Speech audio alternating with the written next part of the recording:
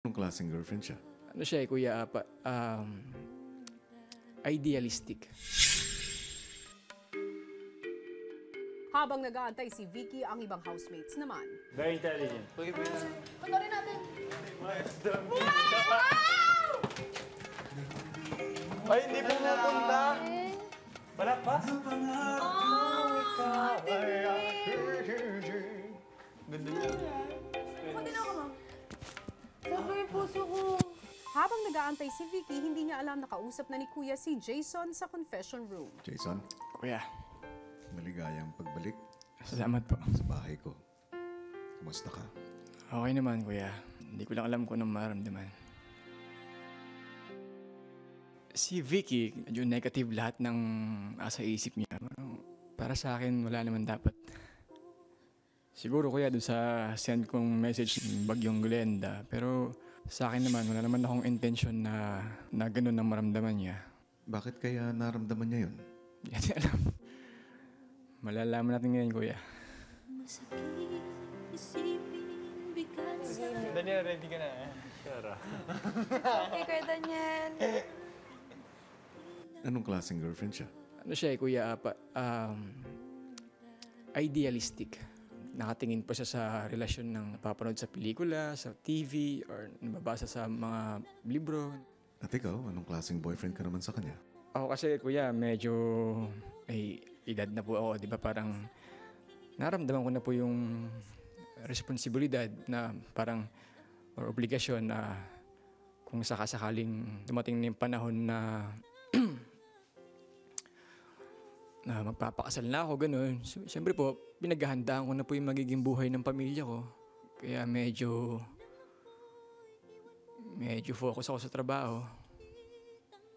Medyo hindi ko siya nabibigyan ng full attention. Anong gusto niyo mapag-usapan niyo? Sobrang dami ko eh. Hindi kakayanin ng isang oras to.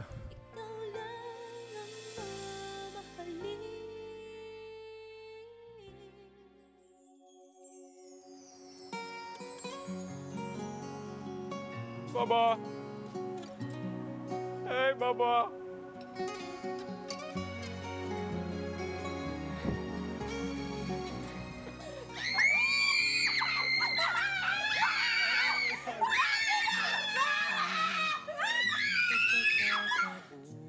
Tagal mo.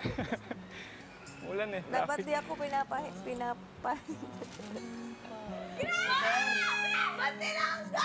yung hindi ganun!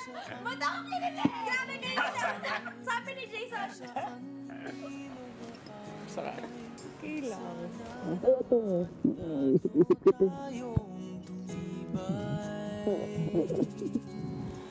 Ang payat mo.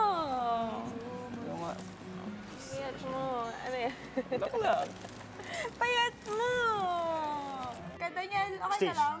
Positive. Okay ka lang? Love. Maris, tingin mo ito. It's okay, tanda. Okay ka lang?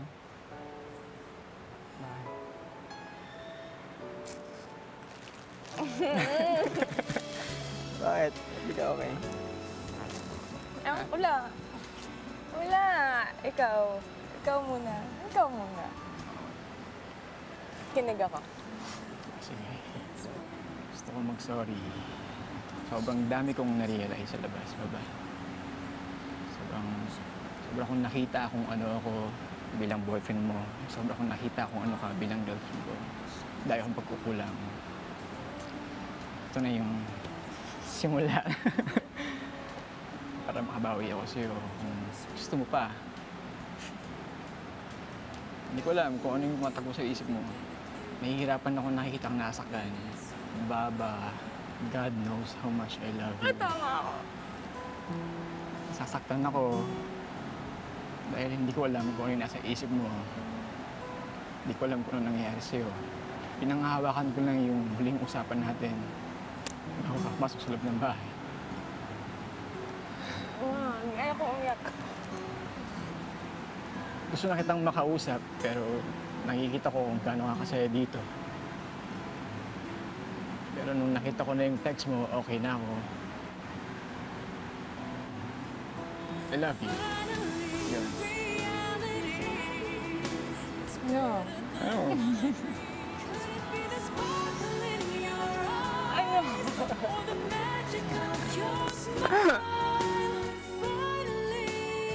At least ngayon po, naging clear na po. Wala na pong magulo. Gusto mo ko? Hindi. Bakit? Masaya ka dito. Oo, sobra. Kalimutan mo na ako. Oo, joke. Ha? Kalimutan mo na ako. Hindi naman. Ano lang, Konti. sabihin ka sa akin. Wala. Ikaw kaya nagpapagulo. Ako? Ako nagpapagulo? Bakit? Anong ginawa ko? Ikaw nagpapagulo. Anong ginawa ko? Hindi ko nga alam eh. Sa message mo, ang ikli-ikli, yung sa kanila lahat mahaba. Dahil dun lang? Oo. Ba't Mas walang I love you. Bakit ang negative mo mag-isip? Ewan. Meron ko bang ginawa? Kaya ka negative mag-isip? Wala naman Oo. pala, ano? Yun, yung pag-share ko. Okay lang sa akin yun. Na-realize ko nga eh. At least, di ba? Effective yung ginawa mo. Eh, lagi ka naman ganyan eh, na-realize ko, pero wala naman nangyayari. Na-realize ko na, sorry, na-realize ko na. Hindi mo na ako love. Ha? Ano ka? Okay na, kuya. Okay na si Vicky. Okay na rin ako. Masaya, kuya. Mayabas ka na, mayabas ka na. Sabi mong babalik ka. Wala eh. Tinamad ako eh. Bakit? Sabi ko, kailangan mo may abs. Kailangan mo may abs. No. Oy. Magaan na po yung pakiramdam ko. Wala na akong masyadong iisipin. Mahal na mahal kita. Ako lang. Wala.